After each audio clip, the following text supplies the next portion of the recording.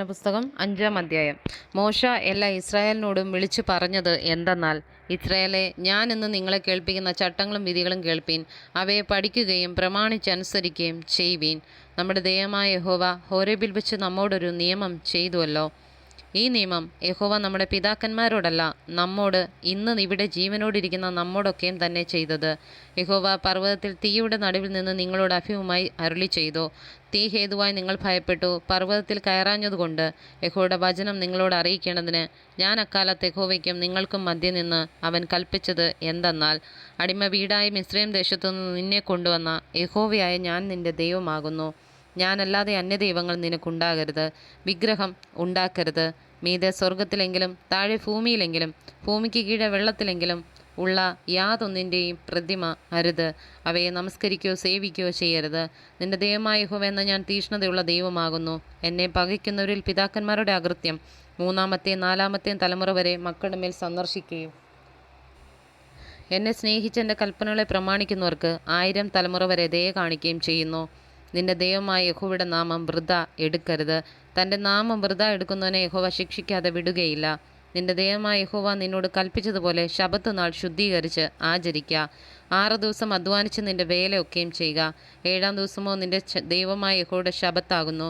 അന്ന് നീയും നിന്റെ മകനും മകളും നിന്റെ വേലക്കാരനും വേലക്കാരത്തിയും നിന്റെ കാളയും കഴുതയും നിനക്കുള്ള യാതൊരു നാൽക്കാലിയും നിന്റെ പടിവാതിലുകൾക്കകത്ത് അന്യനും ഒരു വേലയും ചെയ്യരുത്. നിന്റെ വേലക്കാരനും വേലക്കാരത്തിയും നിന്നെപ്പോലെ സ്വസ്ഥമായി ഇരിക്കേണ്ടതിന് തന്നെ. നീ മിസ്രയീം ദേശത്ത് അടിമയായിരുന്നു എന്നും അവിടെ നിന്ന് നിന്റെ ദൈവമായ യഹോവ നിന്നെ ബലമുള്ള കൈകൊണ്ടും നീട്ടിയ ഭുജം കൊണ്ടും പുറപ്പെടുവിച്ചു എന്നും ഓർക്ക. അതുകൊണ്ട് ശബ്ബത്ത് നാൾ ആചരിപ്പാൻ നിന്റെ ദൈവമായ യഹോവ നിന്നോട് കൽപ്പിച്ചു. നിനക്ക് ദീർഘായുസ് ഉണ്ടാകുവാനും നിന്റെ ദൈവമായ യഹോവ നിനക്ക് തരുന്ന ദേശത്ത് നിനക്ക് നന്നായിരിക്കാനും നിന്റെ ദൈവമായ യഹോവ നിന്നോട് കൽപ്പിച്ചതുപോലെ നിന്റെ അപ്പനെയും അമ്മയെയും ബഹുമാനിക്കാം. കുല ചെയ്യരുത്. വ്യഭിചാരം ചെയ്യരുത്.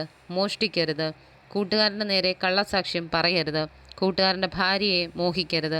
കൂട്ടുകാരൻ്റെ ഭവനത്തെയും നിലത്തെയും അവൻ്റെ വേലക്കാരനെയും വേലക്കാരത്തിയെയും അവൻ്റെ കാളയെയും കഴുതയെയും കൂട്ടുകാരനുള്ള യാതൊന്നിനെയും മോഹിക്കരുത്. ഈ വചനങ്ങൾ യഹോവ പർവ്വതത്തിൽ തീ, മേഘം, അന്ധകാരം എന്നിവയുടെ നടുവിൽ നിന്ന് നിങ്ങളെ സർവ്വസഭയോട് അത്യുച്ചത്തിൽ അരുളി ചെയ്തു. ഇതിനപ്പുറം ഒന്നും കൽപ്പിച്ചില്ല. അവ 2 കൽപ്പലയിൽ എഴുതി എൻ്റെ പക്കൽ തന്നു. എന്നാൽ പർവ്വതം തീ കാളി കത്തിക്കൊണ്ടിരിക്കയിൽ അന്ധകാരത്തിൻ്റെ നടുവിൽ നിന്നുള്ള ശബ്ദം കേട്ടപ്പോൾ നിങ്ങൾ നിങ്ങളുടെ സകല ഗോത്രത്തലവന്മാരും മൂപ്പന്മാരുമായി എൻ്റെ അടുക്കൽ വന്നു പറഞ്ഞത്, ഞങ്ങളുടെ ദൈവമായ യഹോവ തൻ്റെ തേജസ്സും മഹത്വവും ഞങ്ങളെ കാണിച്ചിരിക്കുന്നുവല്ലോ. തീയുടെ നടുവിൽ നിന്ന് അവൻ്റെ ശബ്ദം ഞങ്ങൾ കേട്ടിരിക്കുന്നു. ദൈവം മനുഷ്യരോട് സംസാരിച്ചിട്ടും അവർ ജീവനോടിരിക്കുമെന്ന് ഞങ്ങളിന്ന് കണ്ടുമിരിക്കുന്നു. ആകയാൽ ഞങ്ങൾ എന്തിനു മരിക്കുന്നു? ഈ മഹത്തായ തീക്ക് ഞങ്ങൾ ഇരയായിത്തീരും. ഞങ്ങളുടെ ദൈവമായ യഹോവയുടെ ശബ്ദം ഇനിയും കേട്ടാൽ ഞങ്ങൾ മരിച്ചുപോകും. ഞങ്ങളെപ്പോലെ യാതൊരു ജഡമെങ്കിലും തീയുടെ നടുവിൽ നിന്ന് സംസാരിക്കുന്ന ജീവനുള്ള ദൈവത്തിൻ്റെ ശബ്ദം കേട്ടിട്ട് ജീവനോടെ ഇരുന്നിട്ടുണ്ടോ? നീ അടുത്തു വന്ന് നമ്മുടെ ദൈവമായ യഹോവ അരുളി ചെയ്യുന്നതൊക്കെയും കേൾക്ക. നമ്മുടെ ദൈവമായ യഹോവ നിന്നോട് അരുളി ചെയ്യുന്നത് ഒക്കെയും ഞങ്ങളോട് പറക. ഞങ്ങൾ കേട്ട് അനുസരിച്ചു കൊള്ളാം. നിങ്ങൾ എന്നോട് സംസാരിച്ച വാക്കുകൾ യഹോവ കേട്ട് എന്നോട് കൽപ്പിച്ചത്. ഈ ജനം നിന്നോട് പറഞ്ഞ വാക്കു ഞാൻ കേട്ടു. അവർ പറഞ്ഞതൊക്കെയും നല്ലത്. അവർക്കും അവരുടെ മക്കൾക്കും എന്നേക്കും നന്നായിരിക്കാൻ അവർ എന്നെ ഭയപ്പെടേണ്ടതിനും എൻ്റെ കൽപ്പനകളൊക്കെയും പ്രമാണിക്കേണ്ടതിനും ഇങ്ങനെയുള്ള ഹൃദയം അവർക്ക് എപ്പോഴും ഉണ്ടായിരുന്നുവെങ്കിൽ എത്ര നന്ന്.